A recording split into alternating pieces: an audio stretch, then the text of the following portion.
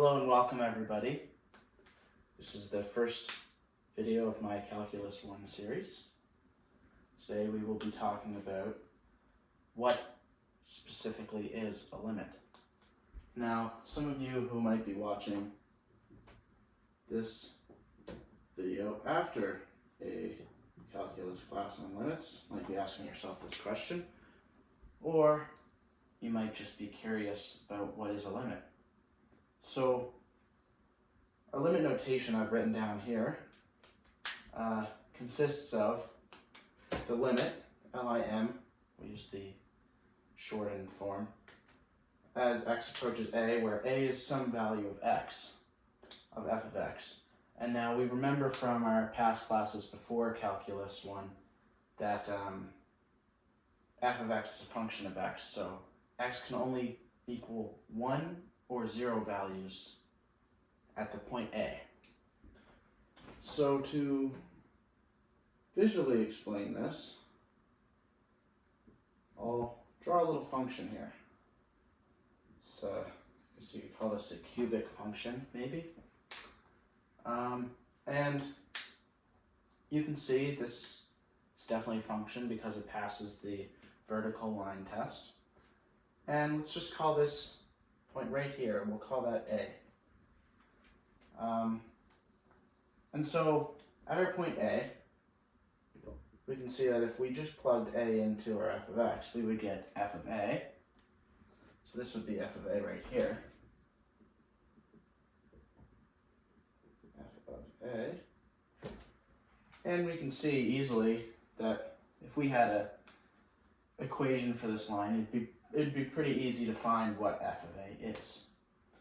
Now, I'll bring it back to my question of what is a limit exactly. I'll keep the limit notation up there just so we can really get that into our heads.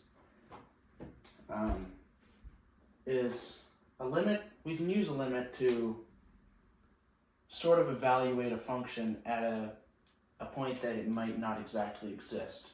So points like this could be maybe a point that was divided by 0, or a point that maybe the function equals infinity. So what limits are actually used for is, I'll use the example of one of our functions that we learned about in our pre-calc class. If you've taken that, or I'm sure eventually I'll get a video up there about graphing functions like this, rational functions. I forgot my arrow over here. Where we have our point A here, and we could call f of x some function, let's say x squared over x. Now, this graph isn't exactly accurate, but I didn't really want to draw this exactly, but we would know that this has a point of discontinuity at x equals 0 right here. So you know what, I'll redraw it just to make this less confusing to us. Now that we know what this open dot means, you can see, so this is just the graph of f of x equals x, or y equals x. We'll let f of x equal y. And so the function looks like, well, it doesn't exist at x equals 0. But if we take the limit as x approaches 0 for x squared over x, what we can do here is we can just use some simple algebra to find that that will equal the limit as x approaches 0 of x, which is just 0. Which makes sense because at y, it appears to equal 0. It doesn't equal 0, but the limit equals 0 at x equals 0. And so what this means on the graph is, and this is pretty simple for this function, but if we had a more complicated function,